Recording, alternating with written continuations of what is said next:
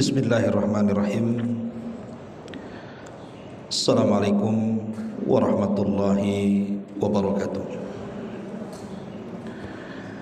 Alhamdulillah wassalatu wassalamu ala Rasulillah wa ala alihi wa sahbihi wa mawalah wa la hawla wa la quwata illa billahi wa ba'du. Lanjutkan kajian kita, masih membahas kitab Al-Kabair, dan kita masuk pada dosa besar yang ke-69, putus asa dan merasa pesimis dari rahmat Allah Subhanahu wa ta'ala. Kita baca dulu kitabnya, baru kita jelaskan. Allah Subhanahu wa ta'ala berfirman, innahu la yai'asu min rauhillahi illal qaumul kafirun. Sesungguhnya yang berputus asa dari rahmat Allah itu hanyalah orang-orang kafir. Dan Allah juga berfirman, wa huwal ladzi yunazzilul ghaitha min ba'di ma qanatu. Dan dialah yang menurunkan hujan setelah mereka berputus asa.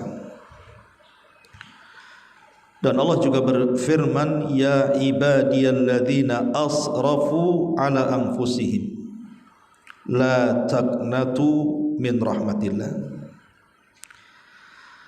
Katakanlah, wahai hamba-hambaku yang melampaui batas terhadap diri-diri mereka, janganlah kalian berputus asa dari rahmat Allah Subhanahu wa ta'ala.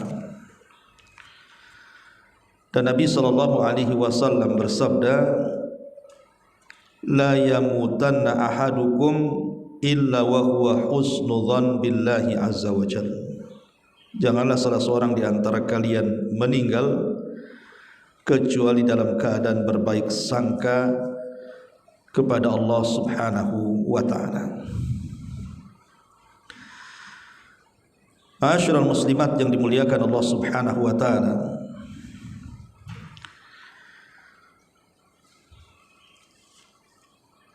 ayat yang pertama dalam surah Yusuf, ayat 87 ini, ini sebenarnya mengkisahkan tentang kisah Nabi Allah Ya'qub alaihi salatu wassalam. Ketika Nabi Allah Ya'qub alaihi salatu wassalam kehilangan anak yang dicintainya, Nabi Allah Yusuf, karena kezaliman saudara-saudaranya, kemudian mereka membuat cerita karangan, berita hoax tentang kematian Nabi Allah Yusuf. Sebenarnya Ya'qub tahu bahwa mereka berdusta. Makanya kemudian Nabi Allah Ya'qub mengatakan, ya bunai idhabu fatahassasu min Yusuf wa akhi wa la tai'asu min rauhillahi innahu la yai'asu min rauhillahi illal qaumul kafirun. Wahai anak-anakku, pergilah kalian cari berita tentang Yusuf dan saudaranya, maksudnya Binyamin. Karena ketika itu Nabi Yusuf alaihi salatu wassalam ketika sudah menjadi orang yang sukses di Mesir, kemudian terjadi paceklik di mana-mana, akhirnya kemudian datang dari berbagai macam daerah termasuk Palestina, yang akhirnya menukar barang-barang berharga dengan makanan ke Mesir. Lah Yusuf ketika itu sudah berhasil menjadi orang besar di Mesir dan menahan Binyamin. Makanya kesedihan Nabi Allah Ya'qub bertambah-tambah. Sudah kehilangan Nabi Yusuf, kehilangan pula putranya yang satu. Beliau mengatakan, wahai anak-anakku, pergilah kalian cari berita tentang Yusuf dan saudaranya, dan janganlah kalian berputus asa dari rahmat Allah. Kenapa? Karena sesungguhnya tidaklah berputus asa dari rahmat Allah melainkan mereka orang-orang kafir. Ayat ini menunjukkan bahwa berputus asa itu adalah ciri khas orang kafir. Tetapi orang-orang yang beriman, mereka tidak mungkin berputus asa. Lalu apa penyebabnya orang itu bisa putus asa? Ada dua penyebabnya. Kenapa orang itu bisa berputus asa? Terutama putus asa dari rahmat Allah Subhanahu wa taala. Pertama, an yusrif al-'abdu ala nafsihi wa yatajarra 'ala al-maharim fayasiru 'alaiha wa yusammimu 'ala al-iqamati 'ala al-ma'siyati wa yaqta ta'amahu min rahmatillahi azza wa jalla. Pertama, karena seorang hamba itu selama hidupnya selalu melampaui batas. Dia terjang semua kemaksiatan. Dia habiskan waktu-waktunya hanya untuk melakukan kejahatan, dan dia hobi melakukan dosa. Sehingga ketika itu yang dilakukannya, maka maksiat akan jadi kebiasaannya.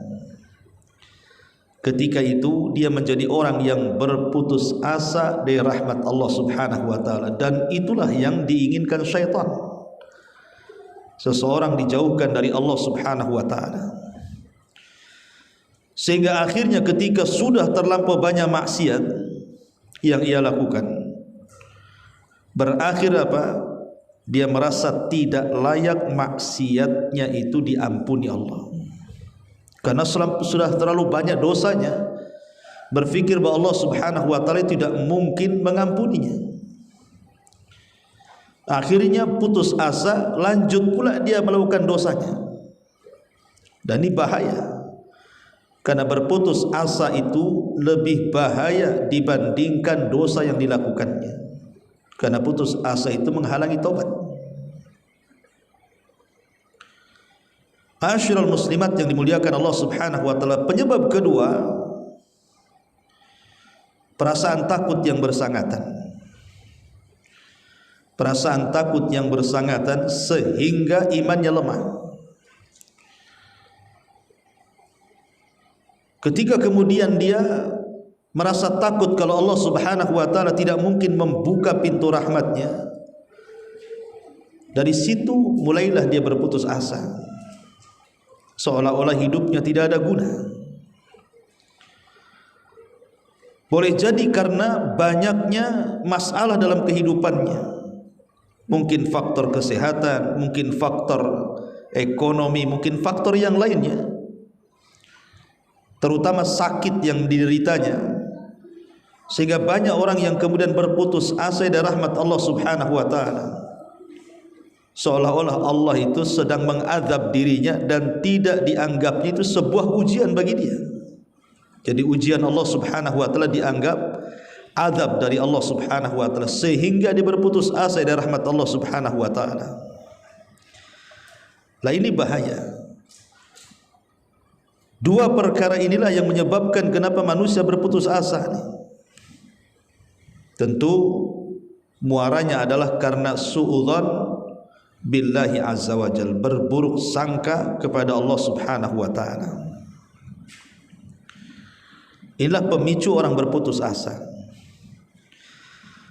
Adapun sebab-sebab yang muncul di masyarakat umumnya, kenapa orang bisa putus asa itu, Bu?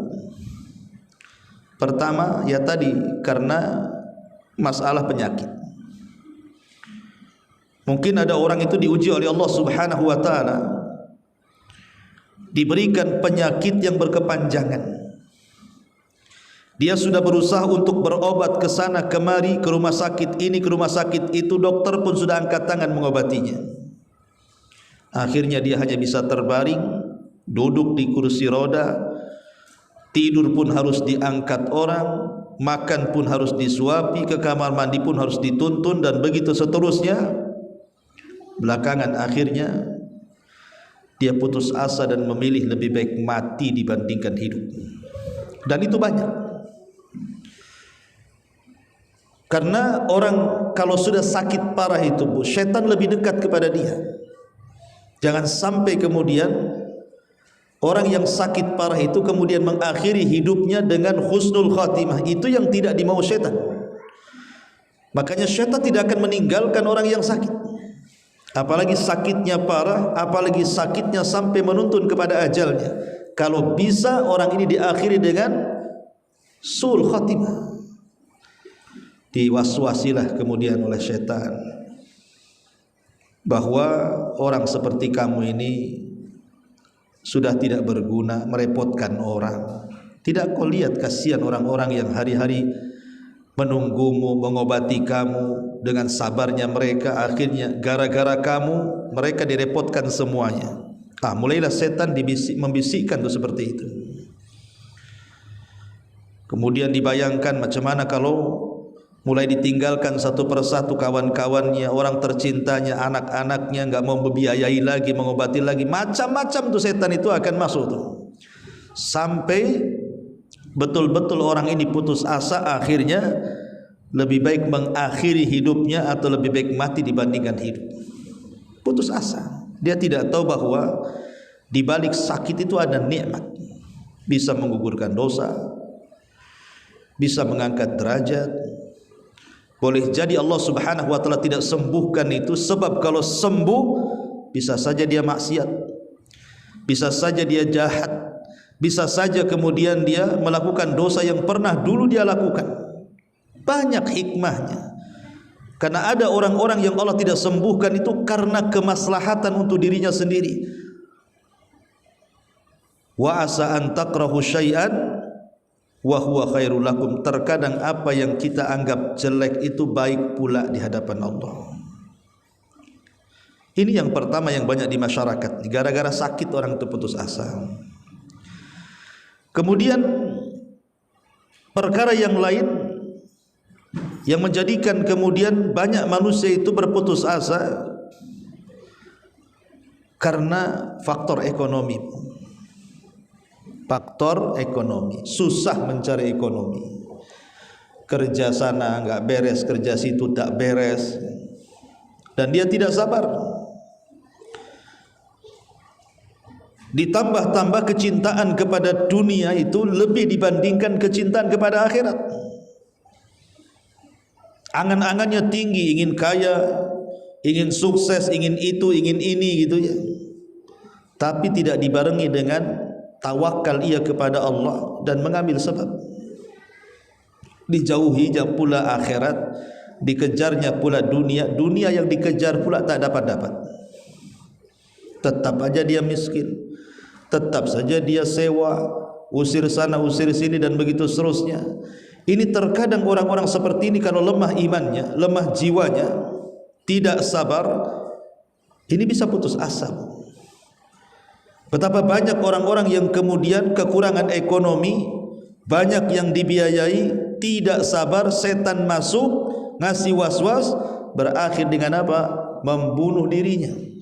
Bagus bunuh diri aja lah aku katanya. Dan itu kita lihat dalam berita. Hari-hari kita melihat berita di YouTube, di televisi, di koran-koran, ada orang yang mati setelah diselidiki rupanya bunuh diri. Bahkan mengajak pula keluarganya untuk bunuh diri. Bahkan dibunuh pula tuh anak-anaknya supaya mati sama-sama. Ini kan bahaya Bu kalau orang sudah putus asa seperti ini. Ya. Ma'asyiral muslimat yang dimuliakan Allah Subhanahu wa taala. Ataupun putus asa itu karena berkawan dengan orang-orang yang putus asa juga atau Bu. Ibu jangan berkawan dengan orang yang berputus asa, nanti jadi putus asa juga jadinya. Berkawanlah dengan orang-orang yang punya cita-cita tinggi. Orang-orang yang bisa menasihati supaya bangkit kehidupan kita dengan orang-orang baik. Ini berkawan dengan orang putus asa jadi putus asa lah jadinya. Ma'asyiral muslimat yang dimuliakan Allah Subhanahu wa taala. Ataupun di antara sebab di masyarakat ya tadi boleh jadi mungkin dia terlampau banyak dosanya, semua maksiat sudah dikerjakannya, semua kemungkaran sudah dilakukannya. Ketika hidayah sampai di hatinya, mulai dia berpikir untuk tobat, tapi tak jadi tobat, takut dengan dosanya, dan dia tidak yakin bahwa pintu tobat itu terbuka lebar-lebar. Lah kalau yang seperti ini sudah bahaya, karena seolah-olah dia sendiri yang menutup pintu tobat itu.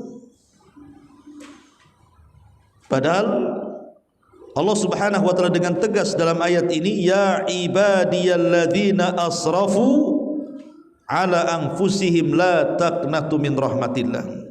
Wahai hamba-hambaku yang melampaui batas. Subhanallah, indahnya kita ini punya Tuhan. Tahu hamba-hambanya, kita-kita ini manusia, ada yang bermaksiat kepada Allah itu luar biasa. Menghina Allah, mengatakan Allah itu memiliki anak atau diperanakkan, mengatakan Allah itu miskin, kami yang kaya, istihza dengan Allah Subhanahu wa ta'ala. Tapi Allah masih sayang dengan kita dan masih memanggil kita dengan sebutan hambanya. Ya ibadi, wahai hamba-hambaku. Padahal ibu, kalau ibu punya kawan, kalau lagi baik itu kan bu, pasti panggilannya baik juga kan bu. Pamannya orang namanya Fulan, pasti ibu akan memanggil wahai ummah Fulan, gimana kabarmu? Coba kalau lagi dendam sama si Umi Fulan itu, nggak mungkin ibu memanggil dengan panggilan sopan kan bu. Terkadang karena terdorong dendamnya kita sama dia, sakit hatinya kita sama dia, terkadang terlontar kata-kata kan, entah kemudian dibilang-bilang binatang lah kan begitu, setan lah, kurang ajar dan begitu seterusnya kan. Tapi Allah tidak sama dengan hambanya. Walaupun kita durhaka sedurhaka-durhakanya kepada Allah, ada yang menyekutukannya, tetap Allah memanggil kita dengan sebutan ya ibadi. Saking sayangnya, wahai hamba-hambaku alladzina asrafu ala anfusihim, yang melampaui batas terhadap diri-diri mereka.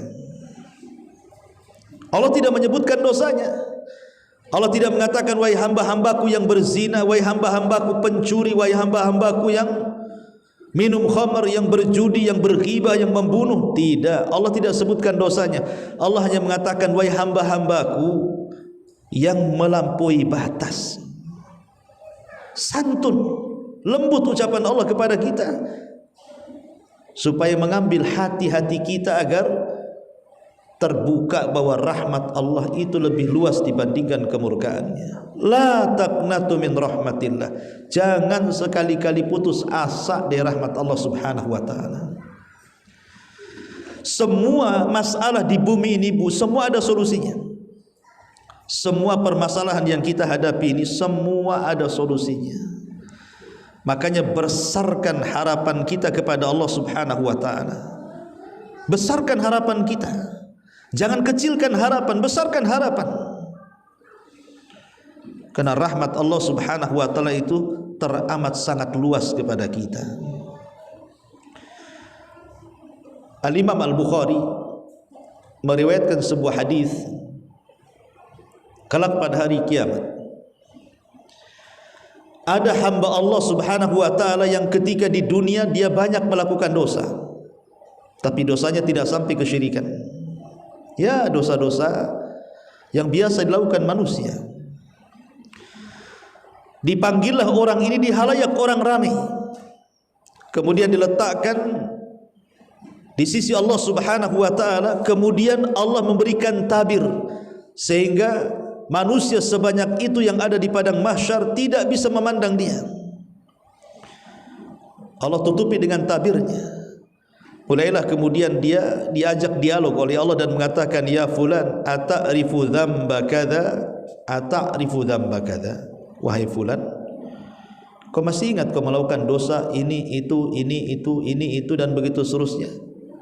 Maka hamba ini mengatakan, iya, aku masih ingat.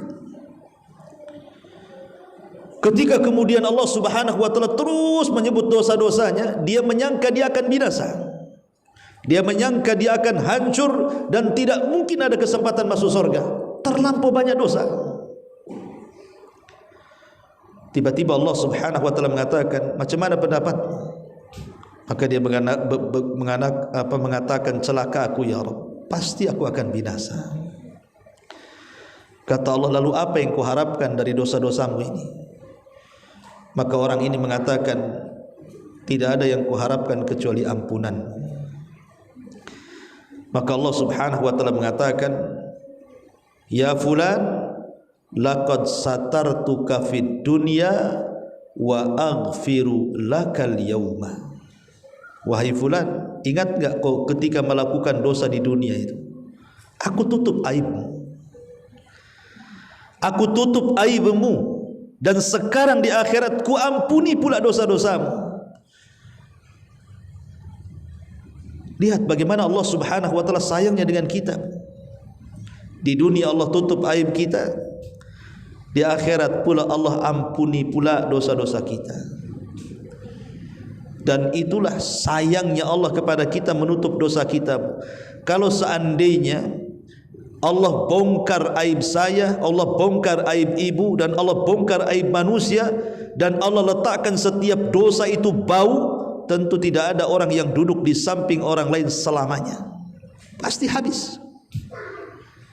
Jangan lagi cerita semua aib dibongkar, satu aib saja dibongkar. Satu aib dibongkar. Kita ini kadang-kadang sudah malu, sudah ngedon duluan kan, Bu. Contoh babanya, ibu kalau depan suami ya baik gitu ya, muji suami. Kemudian ibu ngomonglah sama kawannya tentang keburukan suaminya. Padahal ibu sudah ngomong sama kawannya, jangan bilang-bilang ya, nanti suami saya dengar. Tahu-tahu entah dari mana berita itu sampai pula di telinga suami. Marah suami. Apa gak malu kan, Bu? Oh, selama ini rupanya begini, begitu, begini, begitu, tak ada uang belanja. Itu ya. Itu baru satu tuh. Macam mana kalau aib kita dengan tetangga, aib kita dengan kawan pengajian, aib kita dengan orang tua, dengan kerabat, dengan apalah kan begitu, dibongkar oleh Allah. Enggak mungkin orang itu mau hidup tuh, Bu. Pasti orang bisa mati berdiri tuh. Tapi Allah itu Rahim, Maha baik kepada kita. Rahmatnya maha luas kepada kita. Allah tutup aib kita. Terkadang ada dosa-dosa yang kita lakukan, orang tidak ada yang tahu kan. Lah kenapa Allah Subhanahu wa taala tidak membongkar dosa-dosa kita? Allah masih memberikan kesempatan kepada kita untuk bertobat. Dan di akhirat Allah berikan kesempatan, Allah ampuni dosa-dosa kita. Sudah ditutup aibnya di dunia, dihapuskan pula dosa kita di akhirat di hadapan Allah. Itulah luasnya rahmat Allah Subhanahu wa taala. Ma'asyiral muslimat yang dimuliakan Allah Subhanahu wa taala, ada orang yang putus asa karena sudah berdoa meminta kesembuhan, meminta ekonomi, meminta keturunan, dan macam-macamnya lah dalam urusan dunia, tidak kunjung dikabulkan oleh Allah Azza wa Jalla. Akhirnya dia pun putus asa. Padahal keinginan kita ketika berdoa kepada Allah Azza wa Jalla, kemudian Allah tidak lantas mengabulkan doa kita, itu ada hikmah besar yang kadang-kadang kita tidak tahu dan tergesa-gesa ingin dikabulkan setiap permintaan kita. Makanya kemudian diperlukan sabar di sini. Karena dengan tidak lantas dikabulkan setiap permintaan kita, kita sakit ingin sembuh tidak kunjung sembuh. Kita miskin ingin cukup tak juga cukup-cukup hidupnya. Kita ingin punya anak, terus usaha ke sana kemari tapi tak kunjung juga punya anak. Apa hikmahnya? Kenapa Allah tidak langsung mengijabah doa-doa kita? Supaya kita diajari dengan sifat sabar. Sifat sabar, supaya kita dilatih agar kita menjadi orang penyabar. Dan sabar itu ibadah yang luar biasa, yang kalau dilakukan pahalanya tidak ada batas. Innama yuwaffas sabiruna ajrahum bighairi hisab. Sesungguhnya kami akan balas orang-orang yang mereka itu senantiasa bersabar dengan balasan tanpa batas. Jadi ambil hikmahnya. Kenapa Allah tidak cepat mengabulkan doa kita? Oh, mungkin kita ini disuruh sabar. Dan sabar itu ibadah yang luar biasa, itu ibadahnya para nabi. Atau kita berpikir bahwa semua ada hikmahnya, semua ada kebaikannya. Kenapa ya saya sudah berdoa terus kok tidak dikabul-kabulkan? Saya sudah usaha terus. Kata Ustaz disuruh begini, aku amalkan begini. Kata Ustaz disuruh mengamalkan itu, aku sudah aku amalkan itu. Duhanya sudah, tahajudnya sudah, puasanya sudah, sedekahnya sudah. Kok tidak kunjung-kunjung juga lah ini penyakit hilang? Kok aku ini hidupnya kayak gini-gini terus gitu ya? Ingat, semua ada hikmahnya. Ketika Allah mencegah, ketika Allah memberi, itu semua ada hikmah, dan di balik hikmah itu pasti kebaikan. Karena Allah yang mengatakan, wa asa an takrahu syai'an wa huwa khairul lakum wa asa an tuhibbu syai'an wa huwa syarrul lakum. Ma'asyiral muslimat yang dimuliakan Allah Subhanahu wa taala. Allah Subhanahu wa taala mengatakan, boleh jadi apa yang kita anggap baik itu atau yang kita anggap buruk itu rupanya baik pula bagi Allah, dan apa yang kita anggap baik rupanya buruk pula lah bagi kita. Kemudian juga terkadang kehendak Allah kepada kita itu itu lebih baik daripada kehendak kita untuk kita sendiri. Itu harus dipahami itu, Bu. Apa yang kita kehendaki belum tentu baik untuk kita, tapi apa yang Allah kehendaki untuk kita dipastikan baik. Mungkin Allah Subhanahu wa taala berkehendak lain dengan kita kan, Bu. Ada orang yang dipecat dari perusahaannya, di PHK, kemudian dijelek-jelekin lagi, dihina lagi, dibuli lagi, dipermalukan lagi dengan kawan-kawannya. Tapi dia sabar. Dia berpikir, boleh jadi Allah punya skenario lain untuk saya. Enggak usah dipedulikan, enggak usah dipikirkan. Boleh jadi dengan keluarnya kita dari situ Allah sudah merencanakan sesuatu yang jauh lebih baik. Mungkin ini sudah kehendak Allah, dan kehendak Allah kepada kita jauh lebih baik dibanding kehendak kita sendiri kepada kita. Itu yang harus dipahami di sini, supaya jangan putus asa gitu maksudnya. Ibu ada masalah dengan suami ini itu macam-macam. Sabar, ini sudah takdir. Mungkin ada kebaikan di balik ini. Yang jelas kita terus berdoa, mencari sebab, sandarkan kepada Allah Azza wa Jal. Jangan menyandarkan kepada sebab, jangan menyandarkan kepada ikhtiar kita. Sandarkan semua kepada Allah. Percuma kita menyandarkan kepada ikhtiar kita, karena belum tentu ikhtiar kita berhasil. Tapi kalau Allah sudah menghendaki dengan takdir yang dituliskannya, pasti berhasil. Walaupun ikhtiarnya biasa-biasa saja. Karena yang pertama itu menyandarkan kepada Allah. Adapun ikhtiar itu nomor 2 sebagai sebab. Ma'asyiral muslimat yang dimuliakan Allah Subhanahu wa taala. Atau boleh jadi ketika ibu berdoa meminta sesuatu kok enggak dikabul-kabulkan ya. Minta sembuh tetap sakit, minta kaya tetap miskin. Boleh jadi seperti sabda Nabi, imma an tu'ajjila lahu da'watu wa imma an yaddakhiruha lahu fil akhirah wa imma an yasrif anhu minas su' mithlaha. Boleh jadi Allah menyegerakan keinginan kita, atau Allah sengaja menabung keinginan kita untuk kelak mengangkat derajat kita di sorga, atau Allah memalingkan kita dari keburukan sehingga permintaannya tidak diberi, tetapi pengabulan yang lain pula yang diberikan kepada Allah berupa dijauhkan dari keburukan. Ya, mungkin ibu miskin tapi ibu sehat. Ya. Karena banyak orang kaya penyakitnya banyak. Ya, mungkin kita kekurangan ekonomi tapi rumah tangga tenang. Anak-anak soleh dan solehah, suami juga soleh. Lihat orang-orang yang berduit itu acak-acakan hidupnya. Bahkan beberapa minggu yang lalu seorang ustaz tuh, kawan saya bu, cerita, Ustaz tahu nggak tuh rumah yang bagus sebelah tuh? Tahu? Nggak tahu saya. Kenapa tuh? Itu semalam baru curhat sama saya. Setiap malam saya tidak bisa tidur, mau dibunuh suaminya katanya. Lihat, yang kita nampak dohir rumahnya bagus, kendaraannya bagus, dua-duanya kerja, hidupnya tak tenang. Setiap malam istrinya itu was-was karena mau dibunuh suaminya tuh. La ilaha illallah. Ya. Jadi harus dipahami, dan para nabi juga ketika berdoa tidak lantas kok dikabulkan. Nuh, bayangkan 950 tahun dia berdoa kepada Allah Azza wa Jalla, hidayah kepada kaumnya, dikabulkan? Tidak, kan ada hikmah. Hanya sedikit yang mengikuti Nuh.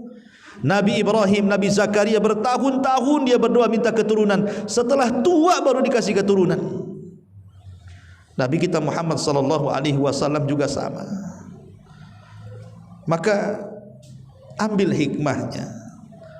Boleh jadi sakit yang tidak disembuhkan itu supaya kita jangan maksiat, supaya kita jangan berbuat jahat, supaya kita tidak terjerumus kepada kemungkaran yang terulang, yang sebelum kita sakit kita biasa melakukannya. Intinya bahwa jangan putus asa. Teruslah menanamkan keikhlasan kita dalam doa. Kemudian bertakwalah kepada Allah, karena takwa itulah yang bisa menghilangkan semua masalah hidup kita. Wa man yattaqillah yaj'al lahu makhraja. Siapa yang bertakwa kepada Allah, maka Allah akan carikan setiap permasalahan jalan keluarnya. Dan jauhilah hal-hal yang bisa tercegahnya permintaan kita kepada Allah. Kenapa ya saya kok berdoa terus, ada usaha juga, kok enggak juga dikabul-kabulkan? Boleh jadi mungkin kita ada penghalang-penghalang doa, masih makan yang haram, masih minum yang haram, masih kerja di tempat-tempat kerja haram, atau doanya isinya ada perbuatan dosa dan kemaksiatan. Coba terfikir ke situ. Jadi banyak hal perkara kenapa Allah Subhanahu wa taala tidak mengabulkan doa kita. Tapi yang jelas bahwa jangan putus asa. Yakini bahwa di dalam ketidak dikabulkannya doa kita itu, atau diakhirkannya pengabulan doa kita itu, karena ada hikmah yang besar, dan itu sebuah kebaikan, karena pilihan Allah itu pasti terbaik untuk kita. Belum tentu pilihan kita lebih baik daripada pilihan Allah Subhanahu wa taala. Ma'asyiral muslimat yang dimuliakan Allah Subhanahu wa taala. Lalu bagaimana caranya supaya kita ini bangkit dan mampu menghadapi keputusasaan? Satu, Bu, mantapkan keimanan kita kepada takdir. Ini penting. Mantapkan keimanan kita kepada takdir. Di mana Allah mengatakan ma asaba min musibatin fil ardi wala fi anfusikum illa fi kitabin min qabli an nabra'aha inna dzalika 'ala Allahi yasir likai la ta'sau 'ala ma fatakum wa la tafrahu bima atakum wallahu yuhibbu kulla mukhtalin fakhur. Sebutkan dalam surah Al-Hadid ayat 22, Bu.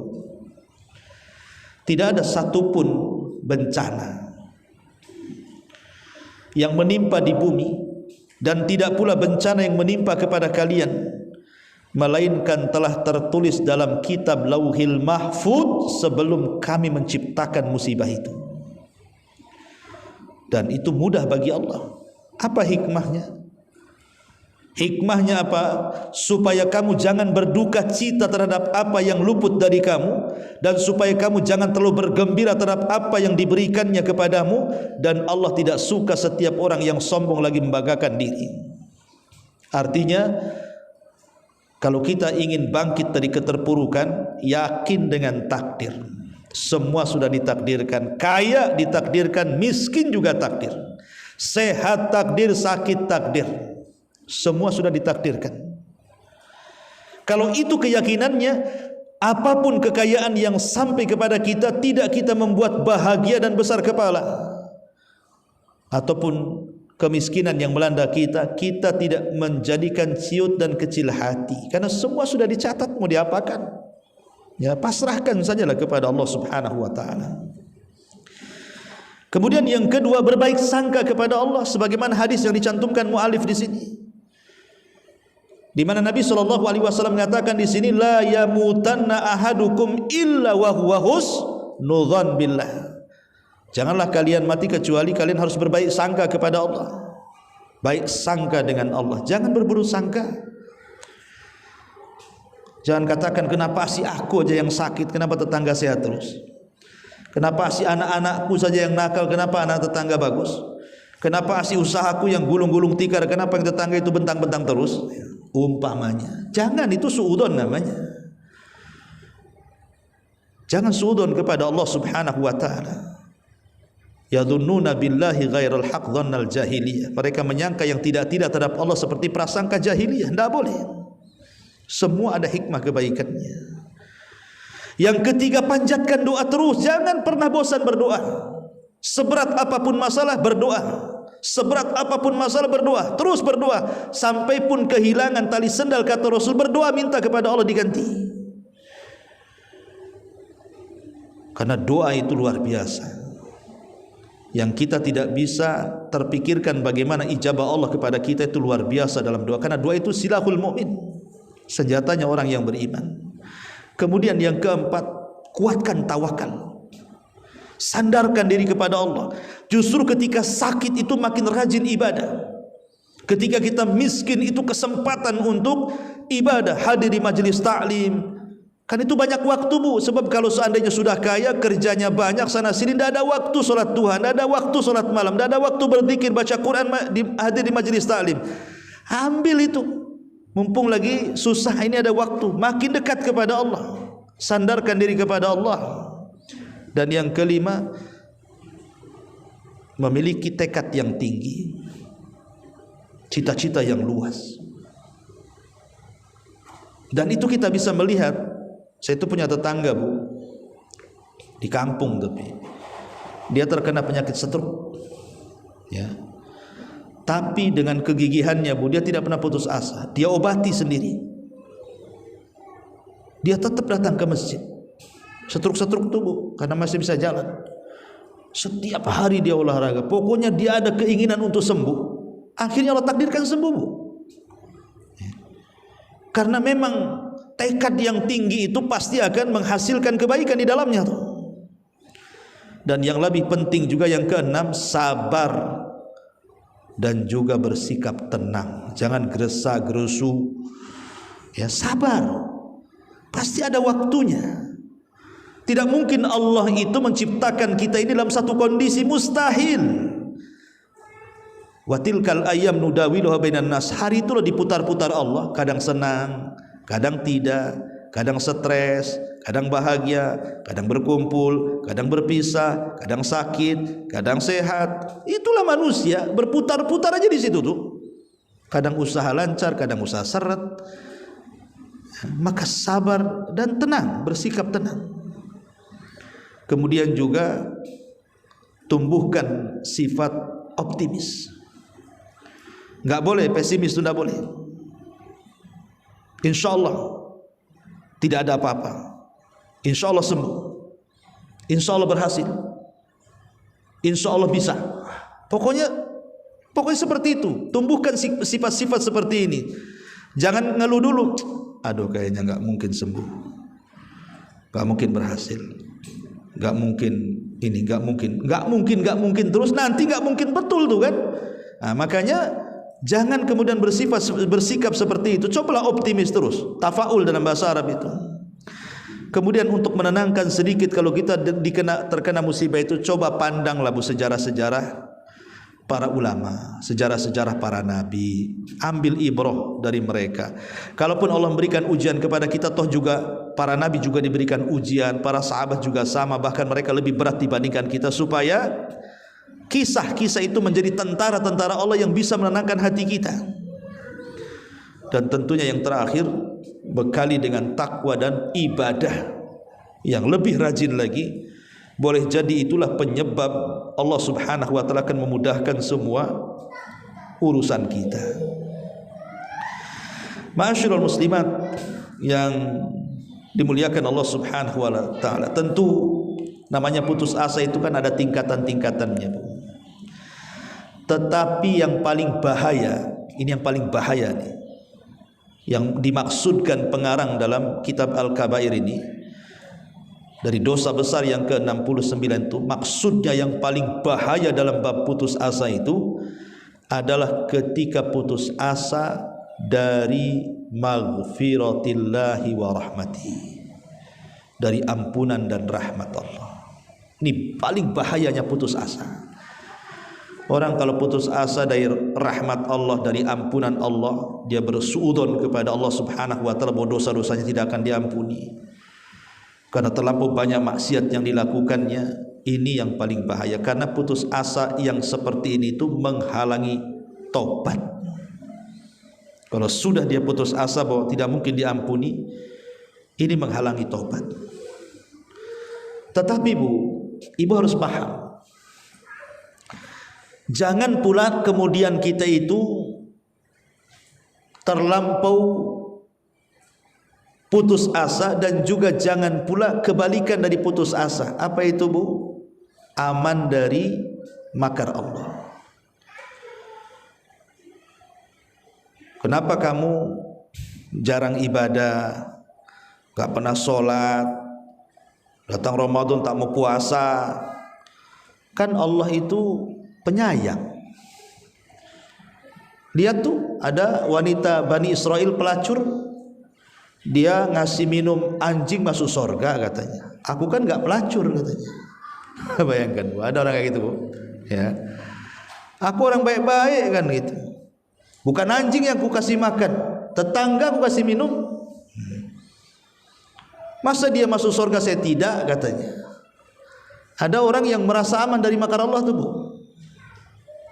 Dia tidak sadar bahwa di sana juga ada hadis, ada perempuan gara-gara seekor kucing masuk neraka kan, Bu. Yang satu gara-gara seekor anjing masuk surga, yang satu pula gara-gara seekor kucing masuk neraka. Yang satu ngasih minum anjing masuk surga, yang satu enggak ngasih minum dan makan sampai mati kucingnya masuk neraka kan. Kenapa kemudian harus seimbang tuh? Supaya kita tidak aman dari makar Allah, dan juga supaya kita tidak putus asa dari rahmat Allah. Aman dari makar Allah menjadikan kita meremehkan ibadah, dan putus asa dari rahmat Allah menjadikan kita malas untuk bertobat kepada Allah Subhanahu wa taala. Bahkan bisa saja meninggalkan ibadah jadinya. Maka inilah di antara hal yang sangat bahaya, yang kalau bisa dihindarkan, karena ini putus asa dari dosa besar. Yakini bahwa rahmat Allah itu luas. Cobalah pandang ke kaca badan kita itu. Siapa yang ngasih pandangan? Siapa yang ngasih pendengaran? Siapa yang ngasih kecantikan, ketampanan, kesehatan badan, dan begitu seterusnya? Siapa yang membentangkan alam semesta ini? Siapa yang menjadikan bumi tidak bergerak sehingga kita bisa membangun rumah tidak ada yang roboh? Kita bisa berjalan dengan seimbang. Kita punya kendaraan ke sana kemari. Kita bisa makan, kita bisa minum, kita bisa berdandan, macam-macam. Itu kan semua nikmat dari Allah itu. Allah sayang, menunjukkan Allah sayang kepada kita. Jadi ketahuilah bahwa sayangnya Allah itulah rahmat dari Allah Subhanahu wa taala. Makanya hindari keputusasaan itu, serahkan semua kepada Allah Subhanahu wa taala, bahwa di balik apapun musibah yang kita derita itu pasti ada kebaikan, karena itu adalah pilihan Allah kepada kita. Itu lebih baik dibandingkan pilihan kita kepada kita. Wallahu a'lam bishawab. Baik, sampai di sini. Mudah-mudahan ada manfaatnya. Sebelum saya tutup, silakan kalau ada yang bertanya.